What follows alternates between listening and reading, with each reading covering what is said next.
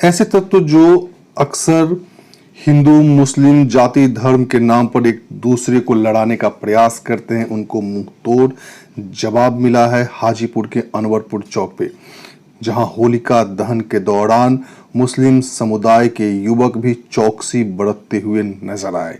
होलिका दहन के दौरान जब लकड़ियां इकट्ठी कर उनमें आग लगाई जा रही थी तो दर्जनों ऐसे मुस्लिम युवक थे जो आसपास के इलाके में अपनी चौकसी बरत रहे थे, उस भीड़ का हिस्सा थे और इस पर्व को सौहार्दपूर्ण मनाने में अपना महत्वपूर्ण योगदान दे रहे थे। ये इस बात को समझने का प्रयास है कि जो भी लोग ऐसा सोचते हैं वो गलत सोचते हैं, क्योंकि देश की अखंडता देश के भाईचारे में ही निहित है। और जो तस्वीरें सामने आ रही हैं ये तस्वीरें बेहद ही गौरवपूर्ण है, संतोषजनक है।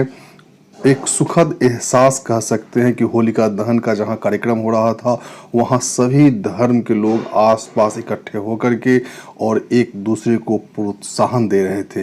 ये जो तस्वीर आप देख रहे हैं ये हाजीपुर के अनवरपुर चौक का है, जहां होलिका दहन के बाद पारंपरिक जो गीत होता है, जो हमारे यहाँ का लोकल फोक है, उसको भी यहाँ के युवकों ने गाया। तो आइए सुनते हैं उस गीत के कुछ अंश। बाबा हरिया